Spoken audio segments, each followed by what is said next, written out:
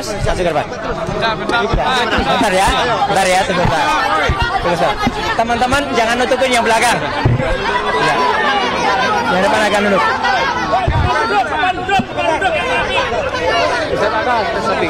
Ya, Ustaz Aka mana? Di sini. Ustaz Aka depan dulu. Bentar ya. Halo, Wali. Makasih media. Bismillahirrahmanirrahim. Assalamualaikum warahmatullahi wabarakatuh. Waalaikumsalam. Baik, hari ini kami memenuhi panggilan dari Polda Metro Jaya yang telah secara sepihak dan zalim menetapkan klien kami sebagai tersangka dengan bukti-bukti walaupun banyak tidak memiliki relevansi dengan apa yang dituduhkan dan tidak pernah diketahui secara pasti apakah bukti itu bisa menguatkan tuduhan ada pencemaran, tuduhan ada menyerang kehormatan yang dilaporkan oleh saudara Joko Widodo. Ya. Walaupun ada 700 bukti, ada 130 saksi dan 22 ahli, itu semuanya versi penyidik. Kalau tidak ada relevansinya maka tidak bernilai. Saya ambil analogi untuk membuktikan seorang itu adalah perempuan, salah satunya dia head. Jadi kalau polisi menghadirkan 1000 Luna Maya, bukan Lucinta Luna ya, ada 100.000 Lucinta Luna, tetap tidak akan bisa membuktikan bahwa Lucinta Luna itu perempuan begitu ya, dia tetap laki-laki. Dan hari ini bukan 700 bukti yang kita tunggu, sebenarnya hanya cukup satu bukti, yakni selembar ijazah dari saudara Joko Widodo yang tidak pernah kunjung dihadirkan. Yang kedua, kami ingin tegaskan bahwa Polda Metro Jaya telah melakukan tindakan yang melanggar presumption of innocence, yakni saat pemanggilan telah secara jelas menyebutkan nama-nama klien kami tanpa menyebut inisial. Padahal awalnya sudah disebutkan secara inisial, tetapi saat pemanggilan yang menjelaskan 3 mekanisme baik dilakukan secara langsung, dikirim lewat WhatsApp dan lewat pos, itu secara tegas menyebut nama-nama. Kalau nama-nama itu muncul dari media, wajar.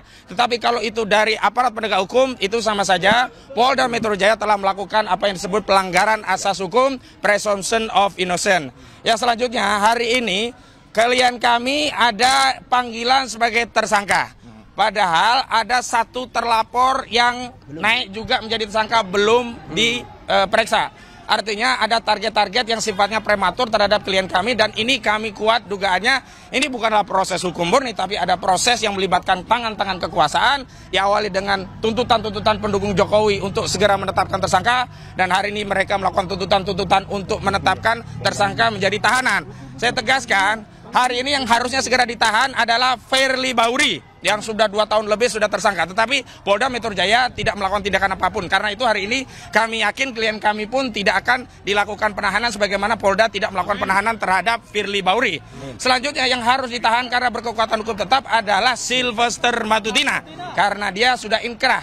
Dan Sylvester Matutina saat penyidikan di tingkat kepolisian tidak pernah ditahan. Karena sebelum menjadi terpidana, dia dulu pernah menjadi terdakwa, dan sebelumnya juga pernah menjadi tersangka. Dan dalam proses tersangka itu yang pasalnya juga sama, penghinaan dan fitnah 310311 KHP, saudara Sylvester Matutina tidak pernah ditahan dalam prosesnya. Karena itu hari ini sebagai bukti bahwa negara kita negara hukum, Polda sedang menjalankan penegakan hukum, tidak ada proses penahanan terhadap klien kami. Selanjutnya dari koordinator litigasi Bang Petrus Celestinos kami persilakan. Ya. Pak Petrus dulu. Nah, masalah kita aja masalah. Pak Petrus dulu. Maaf, hormati tim kami ya. Pak Petrus. Kan masalah yang dipanggil sama Pak Rizky. Iya. Waktunya nanti ada. Jadi singkat saja, bahwa hari ini pemeriksaan hari ini harus menjadi momentum penting, terutama bagi penyidik. Harus beri kesempatan seluas-luasnya kepada tersangka yang dipanggil untuk kita adu bukti. Karena penyidik menyatakan bahwa mereka sudah punya ratusan bukti, ratusan saksi, puluhan ahli. Sementara dari Mas Roy, Pak Rismon, dan mungkin juga Dr. Tifa, masing-masing juga bawa bukti hari ini. Kita adu secara terbuka di dalam ruang pemeriksaan. Supaya ini tidak menjadi teka-teki. Karena selama ini polisi hanya fokus kepada bukti-bukti yang dimiliki oleh pelapor yaitu Jokowi. Sementara bukti-bukti yang menjadi kekuatan utama para tersangka ya Mas Roy, Pak Rismon, Dr. Tifa sama sekali belum disentuh oleh penyidik. Jadi kami minta polisi harus memberikan prioritas kepada 3 orang ini untuk kita adu bukti di dalam. Saya kira itu saja. Selanjutnya Mas Roy, silakan. Mas Roy. Ya, bismillahirrahmanirrahim. Pertama-tama, alhamdulillah terima kasih telah hadir membersamai kami. Jadi kami hadir, saya Dr. Rismon Sianipar dan juga Dr. Tifa yang sudah ada di dalam bersama para kuasa hukum kami, dan para mak-mak dan juga supporter, ada juga dari Muhammadiyah yang juga membersamai ya, yang baru mendampingi kami dan semua yang ikut ya hari ini mengucapkan terima kasih dulu atas kebersamaannya. Dan kami ini kenapa saya harus mengucapkan terima kasih? Karena kami hadir bukan mewakili pribadi. Saya bukan mewakili saya sendiri, Dr. Rizwan tidak mewakili Dr. Rizwan sendiri, Dr. Tifa juga tidak. Kami mewakili seluruh rakyat Indonesia yang menginginkan perubahan atas negeri ini.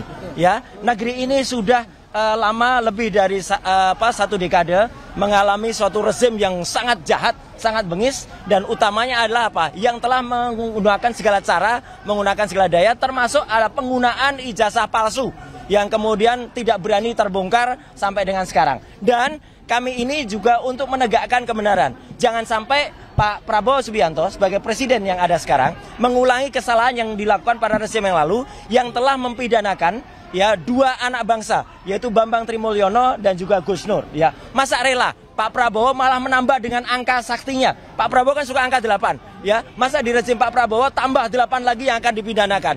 Itu kan sungguh luar biasa, ya. Dan saya tahu ini mungkin bukan kesalahannya Pak Prabowo, tapi ini adalah kesalahan dari orang-orang yang ada sekitar Pak Prabowo untuk membusukkan presiden. Jadi sekali lagi kami hadir atas nama rakyat Indonesia untuk melakukan ini, dan kami menyatakan bahwa ini kami tahu bahwa kami akan dikriminalisasi. Dan kenapa kami tahu? Karena apalagi setelah saya, Dr. Rizwan dan Dr. Tifa itu udah merencanakan akan menerbitkan buku yang kedua. Buku yang kedua judulnya ada Gibran Black Paper. Dan itu terbukti dengan saya pulang minggu yang lalu dari Sydney dan membuktikan bahwa Gibran memang tidak punya ijazah SMA. Ya, SMA-nya tidak hanya SMA luar negeri, tapi bahkan kalau diserahkan dalam negeri. Dan ini yang semakin buat panik. Dan kemudian justru ini adalah langkah kita untuk semakin menegakkan kebenaran.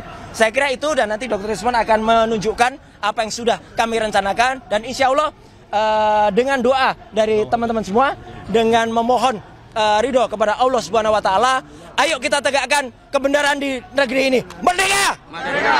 Terima kasih. Wassalamualaikum warahmatullahi wabarakatuh. Berarti sudah siap. Ada, nanti buktinya kita terangkan. Tapi bawa buktinya sudah ada. Yuk, yuk. Sangat siap ya Mas. Siap, yuk. Makasih, Pak Rizwan. Ya. Pertanyaannya apa? Siap nggak Bang nih pemeriksaan ini Bang? Masalah siap atau enggak, ya harusnya penyidik yang harus lebih siap untuk menuduh kami mengedit atau merekayasa. Ya, mana yang kami rekayasa?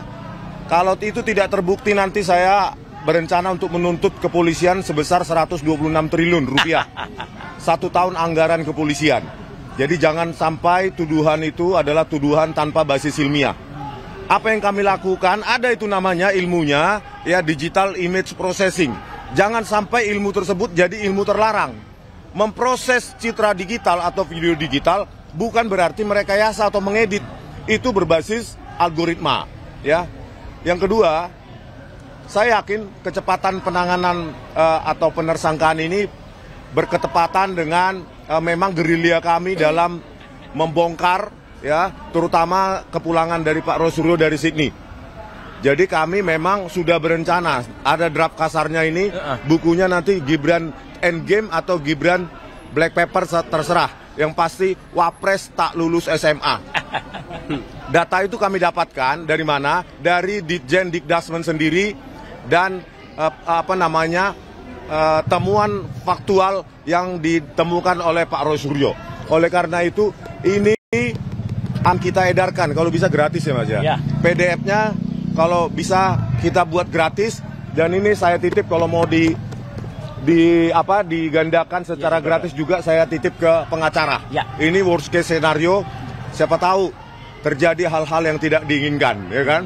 Oleh karena ini foto aja, fotokopi semua, atau saya bagikan nanti PDF gratisnya secara cuma-cuma untuk seluruh rakyat Indonesia, bahwa kita sayangnya negara sebesar ini memiliki wapres yang tidak pernah lulus SMA baik dalam maupun luar negeri, tidak pernah punya ijazah SMA baik dalam maupun luar negeri.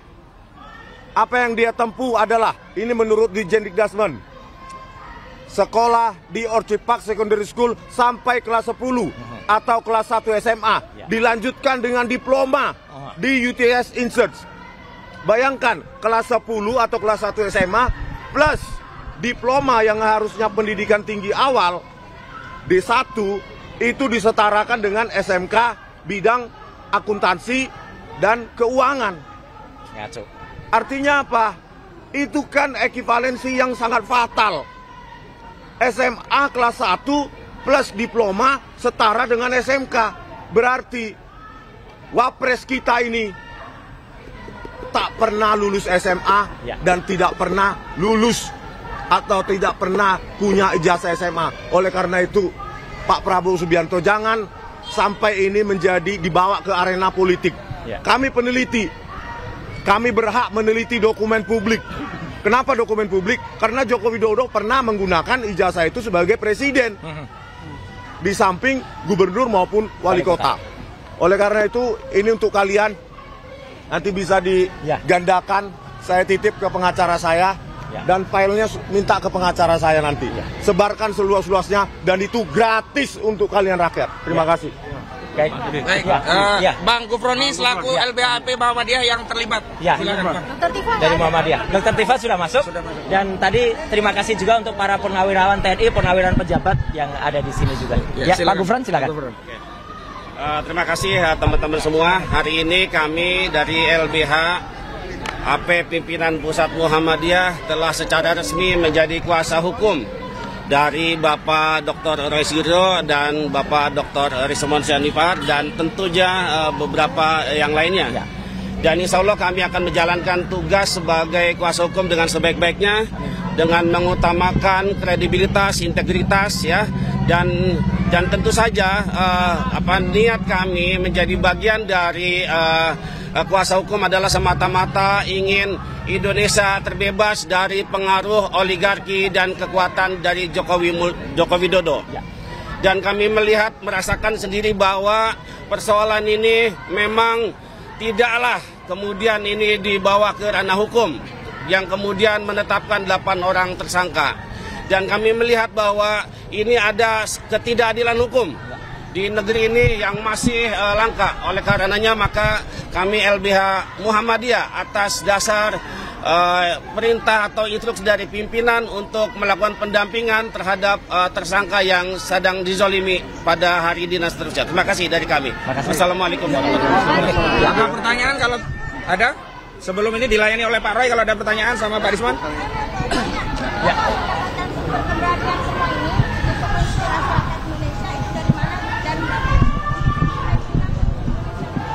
Ya insya Allah apa yang kami lakukan ini adalah bisa bermanfaat untuk mayoritas silent majority. Kita tahu banyak yang sebenarnya menginginkan ini tapi tidak bisa berteriak-teriak, tidak bisa menyewa mobil mokom seperti termul-termul yang ada di luar itu. Mereka itu hanya bagian kecil dan mereka menyewa orang. Kita sudah tahu tadi mobilisasinya bagaimana membayar mereka itu orang-orangnya. Jadi insya Allah masyarakat yang silent majority yang menginginkan perubahan di Indonesia dengan baik kita murnikan, kita dukung Pak Prabowo untuk memurnikan, dan salah satu musuh dalam selimut yang terbesar dia adalah yang sedang kami tulis di sini. Jadi sekali lagi itu amanahnya. Baik, terima kasih, saya kira itu aja ya. Cukup. Ada yang lain untuk Pak Rismon pertanyaan? Cukup ya. Oke, terima kasih. Terima kasih. Sesuai dengan PJ ya, pendampingannya sesuai dengan PJ.